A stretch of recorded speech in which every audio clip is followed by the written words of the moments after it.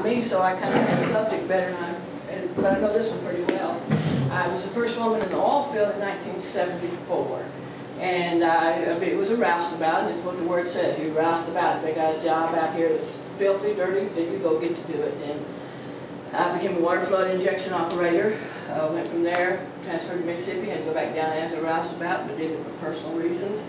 Then at that point, I came back and became a lease operator. From lease operator, I went to production supervisor, and I did well completions. Then, if anybody knows Les Langston, asked me to come teach out here, and I taught petroleum technology at the university. So that's a little background on me. I have two kids, 4 grandchildren, 4 great-grandkids. And so, some may know my grandson is minister of music at the Church on the Move, Nicholas Laura. So, but anyway, and that'll get me into what I need to talk about. I looked, when Sarah Palin came on the scene, I think like most of you, who's this woman? We didn't know who she was. And so I listened to her speeches, listened to the first one, especially the RNC speech, which really got hold of it. But from that point on, what words were said about this lady were unbelievable, except they had been said to my face.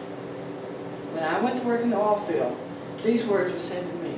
The most vile words that anyone could think of were said to me. The same as you've listened to what's been said about Sarah Palin. Those words. Men would walk up and look me in the face and say, "You are blah, blah, blah, blah." So that made a kinship between me and Sarah Palin 4 decades later, realizing, hey, nothing's really changed that much. Yeah, we've got ladies running businesses, we've got engineers, we've got lawyers, but that nothing had really changed. But I think she took more because she was a conservative woman who was very pro-life. And so she got hit hard by the left. Lie after lie after lie. No one wanted to talk about her achievements. She wasn't allowed to talk about them by the McCain people. There was a deal, why are you hiding Sarah Palin? She wasn't, kind of keeping her to herself. Here's what you're going to say, attitude toward her. What they should have done the night of the RNC speech, there should have been a book handed to every reporter. This is Sarah Palin. This is what she's done as governor. This is what she did before she was governor. And all of this stuff. It did not happen for Sarah Palin. So what I'm going to try to do is cover a few of the things that she did and what I found. So after becoming aware of the words that were being used against her and how I felt about it, I mean, I had flashbacks. I was out in the field again and getting all these words from these lovely men. And when I worked out at the Oil Field Training Center, I got the same thing because, number one, Les decided I should hear every woman's complaint, which made me really popular with my peers, if they wanted to complain against them. Number two, they were hiring the same men that I had just left out in the field. So I was in kind of the same situation.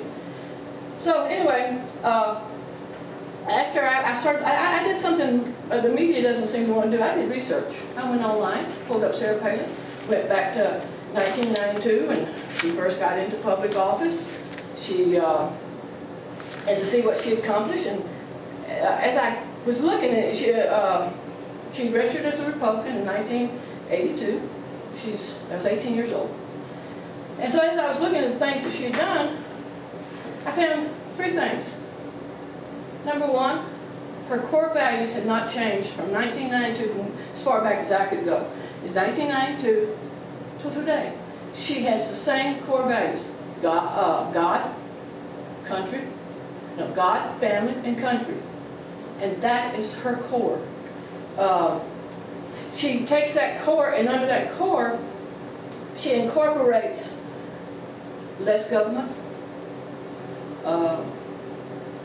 energy independence, and all the things that she says, pro-life. She incorporates that under that core. And I could find it not changing. So what I found when I went online, instead of what they were saying about her, I found a governor that had an 85 to 90% approval rating and had sustained that for 2 years, which was unheard of. So as governor, she took on her own party.